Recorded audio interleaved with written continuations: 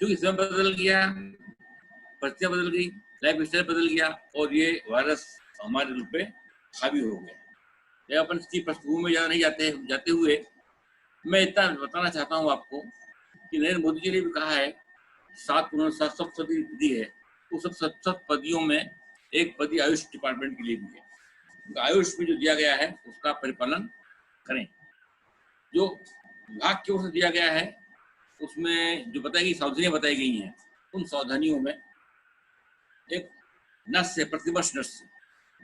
आपने देखा होगा अपने यहाँ पुराने जमाने में लोग स्नान ध्यान करते थे, सर में तेल लगाते थे, मालिश करते थे, तो तेल उंगली डालते तेल में और नाक में लगा लेते थे। ध्यान है आपको? बराबर? Yes, remember. हाँ, वो तेल उंगली लेके नाक में लगा लेते थे। तो नाक में जो बाल हैं वो तो आपकी बैरियर है ही टॉक्सिसिटी के लिए, लेकिन वो जो तेल उंगली जो है उसके ऊपर, नाक के ऊपर जो लगाते थे, उससे और डबल बैरियर हो जाता था उस चिकनाई से कि जीवाणु आपके अंदर नहीं जा पाता था। तो एक तो ये करना है, नहाने पश्चात अणु तेल का प्रतिवर्ष नष्ट अणु तेल है, षडबिंदु तेल है, इनमें किसी भी तेल का प्रतिवर्ष नष्ट करना चाहिए। We can use any oil. कोई भी तेल यूज कर सकते हैं? हाँ, यस, इवन कोकोनट तेल भी, any oil, any edible oil, olive oil, any oil can be used. एक नाक में लगाया अपन ने तो उससे क्या हुआ, आपका एक बैरियर हो गया। ठीक है, बराबर। एक बड़ी छोटी सी अणु तेल।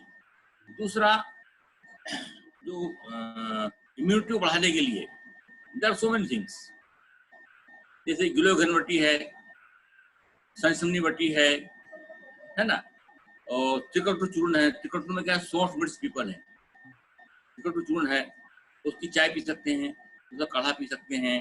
ठीक है, और लेने में त्रिकटु चूर्ण हो गया, प्रतिवर्ष नष्ट हो गया। और इम्यूनिटी जो कम होती है उसका कारण बताता हूँ। इम्यूनिटी मतलब रोग प्रतिरोधक क्षमता, शरीर में रोग से लड़ने की शक्ति, उसको बोलते रोग प्रतिरोधक क्षमता, इम्यूनिटी हर एक में, हर बॉडी की अलग अलग होती है।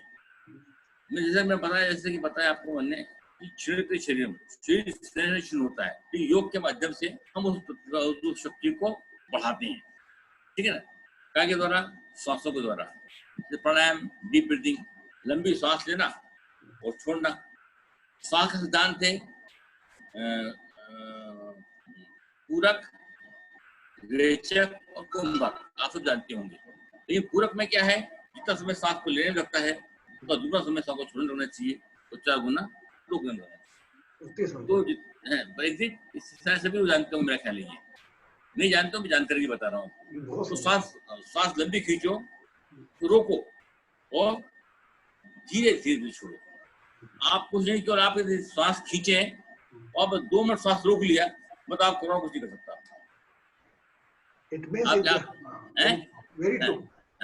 इस सांस में इतनी अपनी क्षमता के फेफड़ों होना चाहिए कि खींचेंगे, सांस रोकेंगे, जैसे रोकोगे आप तो आपके फेफड़े फैल जाएंगे और उसमें पावर आ जाएगा। श्वास का पूरा पूरा दोहन करना। कछुआ अगर सांस खींचता है, रोकता है, बैठा रहता है, वो धीरे धीरे धीरे धीरे सांस को छोड़ता है, उसकी लाइफ ज्यादा होती है। तो सांस का हमारी दिनचर्या का भी क्या हमारे उससे फर्क पड़ता है? यस, पता है। आपको मैं कहूँ दिनचर्या 2 मिनट में, शॉर्ट में दिनचर्या बता दूं। हाँ, दिनचर्या बता दें आप कि हर इंसान को आज शटडाउन में वो अपनी दिनचर्या कैसे रखे, कैसे कर, बस इससे बढ़िया कोई बात नहीं हो सकती। बाकी वैसे बातें बहुत लंबी चौड़ी हैं, जितना करें उतना कम है ना। दिनचर्या बताने के पहले मैं थोड़ा सा बताना चाहता था आपको कि आपकी इम्यूनिटी काहे से कम होती है ना। इम्यूनिटी काहे से कम होती है? मेंटली क्या होता है, एंगर, ग्रोथ इम्यूनिटी कम होती है, स्ट्रेस उससे इम्यूनिटी कम होती है, anxiety and negative thoughts. These are the mental causes to reduce the immunity. Okay, and some habits.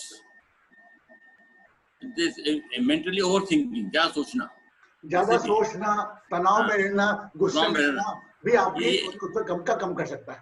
Yes, बराबर। Habits, irregular food habits, कभी कुछ भी दिन में खाते रहना, dehydration, excessive consumption of alcohol, मैं एकदम अल्कोहल का रोधी नहीं हूँ, एक्सेसिव कंजम्पशन ऑफ अल्कोहल जो है वो नहीं होना चाहिए। Smoking and obesity, these are the habits जो है इसके कारण इम्यूनिटी कम होती है. फिजिकली poor hygiene, दूध नहा नहीं रहे, 2 दिन तक ब्रश नहीं कर रहे हैं, है ना, बेड टी पी रहे हैं, सोए हुए बिस्तर के ऊपर, दिस इज poor hygiene.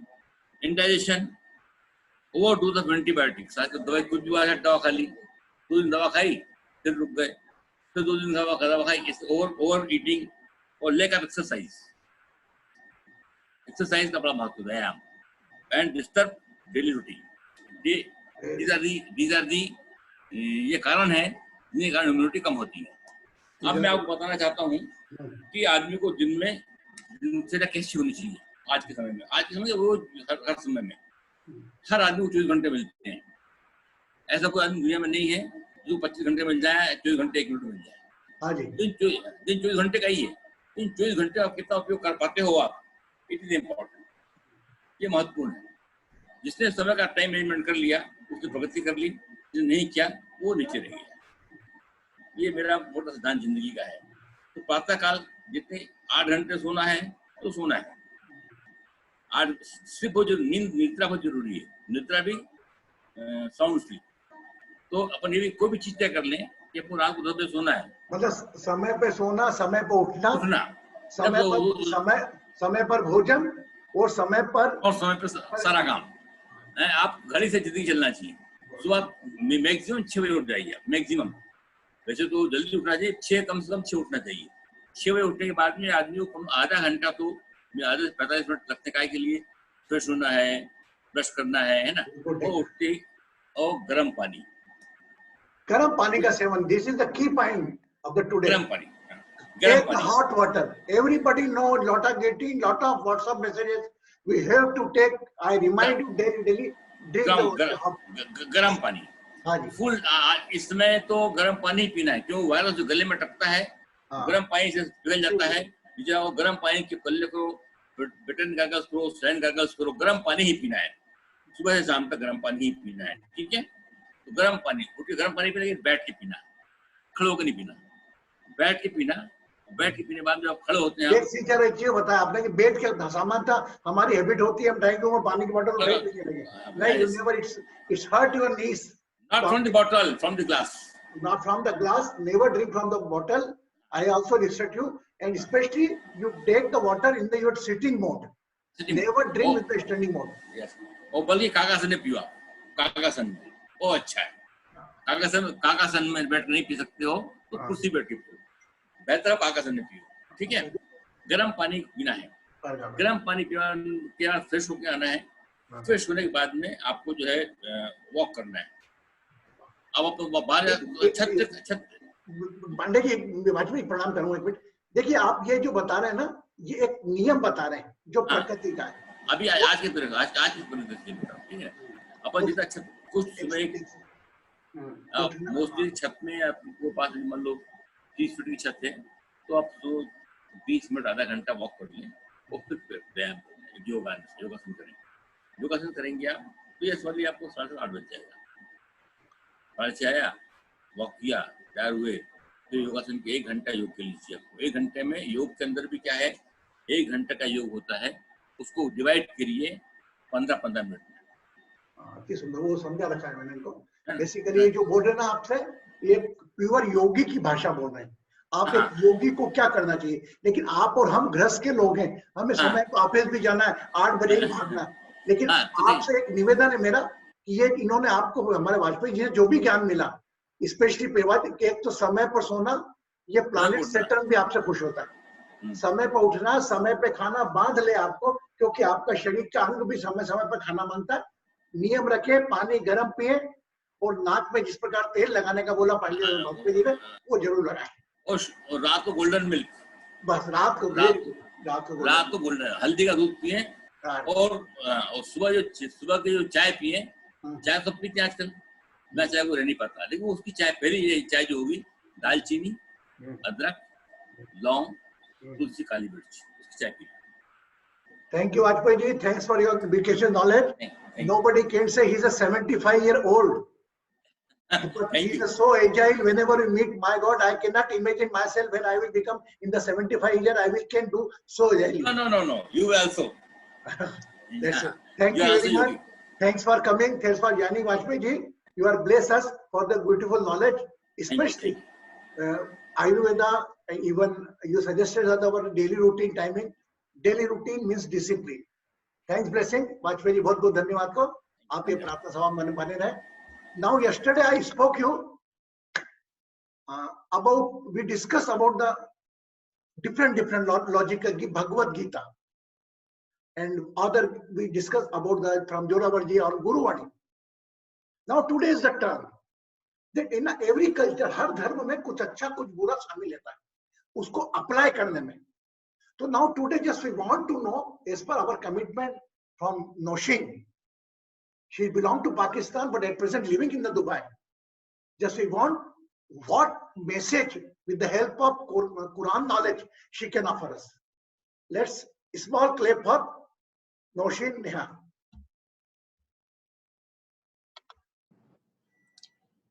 प्रणाम गुरुजी, प्रणाम एवरीवन. सो जैसे कि आपने कहा कि क्या इस्लाम क्या मैसेज देता है about like for example I will take one subject like prayers, universal prayers, healing, about healing. So Quran भी गीता की तरह, बाइबल की तरह, इन सब जो होली बुक्स की तरह एक डिवाइन मैसेज है, the collection of divine message है. This is my understanding about Quran and Islam. So first of all, religion is, for my understanding, religion is the art of living on planet earth. Like इस planet पर रहने के लिए हमें एक systematically जो चलना चाहिए जिस हिसाब से, ये religion उसके लिए बनाया गया है और guide करने के लिए. So इसी तरह इस्लाम और कुरान में भी जो teaching है, अब प्रेयर के लिए ही देख लीजिए, उसमें कहीं नहीं लिखा कि हिंदू के लिए आप प्रेयर ना करें, आप सिख के लिए प्रेयर ना करें, आप क्रिश्चियन के लिए प्रेयर ना करें, या ऐसा कहीं नहीं लिखा है. इनफैक्ट लिखा गया है, एक कुरान की आयत है, आयत नंबर 49, उसमें है तहादुल हुब्बु गैबन बिद्दुआ, give love, I will translate, give love in secret by praying for one and other. इसमें कहीं मेंशन नहीं किया कि आप सिर्फ एक पर्टिकुलरली आप मुस्लिम्स के लिए ही प्रेयर कर सकते हैं. और दूसरी आयत है, उसका मैं ट्रांसलेशन करती हूँ, humanity is but a single brotherhood, so make peace with your brother. So clearly Islam में भी एक दुआ, एक प्रेयर के थ्रू एक मैसेज दिया गया है कि अगर आप दूसरे के लिए प्रेयर करते हो, it's a form of love, you are sending them love through the form of prayers. So हम भी इस ग्रुप में वही कर रहे हैं, हम सब collectively pray कर रहे हैं, heal कर रहे हैं for all humanity. तो इस्लाम और कुरान में भी जो बेसिक मैसेज दिया गया है वो यही है, जैसा कि बाइबल में है, गीता में है, कि आप दूसरे की मदद करो, दूसरे के लिए प्रेयर करो. अब हम यहाँ पे कहीं मदद करने फिजिकली बाहर नहीं जा सकते हैं किसी की भी, लॉकडाउन की वजह से, या क्या, तो हम क्या कर सकते हैं बैठ के घर में कि हम एक दूसरे की प्रेयर करें. Through form of prayers, form of healing, we can help each other. So this is my message from Islam and Quran, whatever.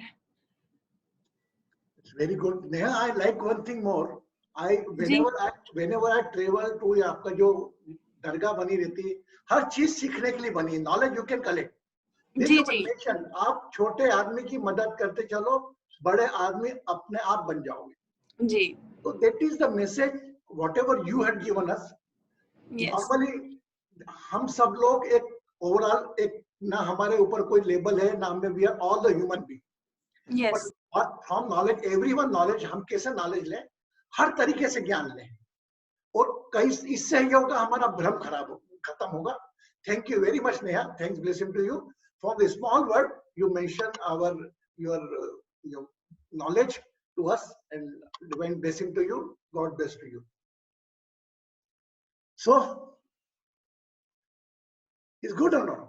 Yes. How beautifully yesterday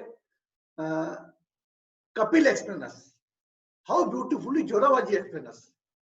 No religion say any harm for humanity. Every religion has to work for humanity.